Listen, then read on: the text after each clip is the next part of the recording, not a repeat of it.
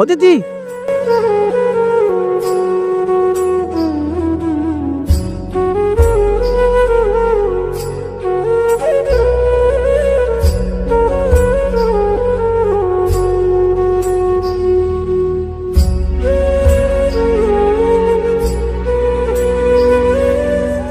তুমি এখানে?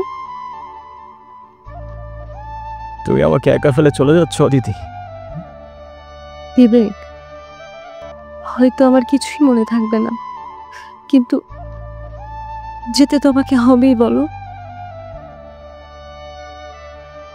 বিবেক। I am sorry Aditi, তুমি আমাকে মাফ করে দিও। তুমি কেন সরি বলতেছো? কারণ আমার জন্যই সব হয়েছে।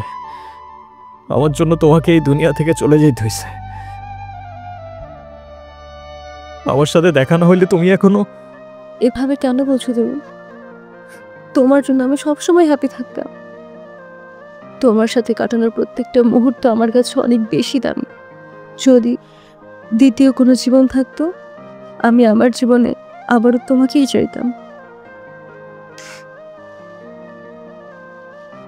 Happy birthday Aditi.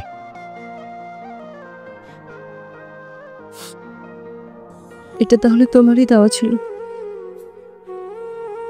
হ্যাঁ। তোমাকে আরেকটা বার বলতে চাই, I love you Vivek. I love you 3000 and more. Vivek, আমি আমার দেওয়া কথা রেখেছি। এবার তুমি আমাকে একটা কথা দিবা? বলো। আজকের পর থেকে আর কাঁদবা না আমার জন্য। শুধুমাত্র আমাদের ভালো মুহূর্তগুলো মনে করবা। আর যখনই আমার কথা মনে পড়বে একটু হাসো প্লিজ। আচ্ছা। প্রমিস?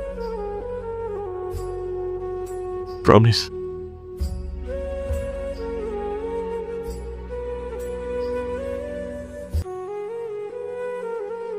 সময় খুবই স্ট্রেঞ্জ, চাইলেই হাতের মুঠোয় আটকে রাখা যায় না। সেই সময়কে পার করে তুমি আমার কাছে ফিরে এসেছিলে শুধুমাত্র তোমার দেওয়া একটা কথা রাখবার জন্য। রূপকথা নাকি সায়েন্স ফিকশন, কি দিব আমি এই গল্পের নাম? হতে পারে কোনো সময়ের সার্কেল কিংবা দ্য সার্কেল অফ লাভ।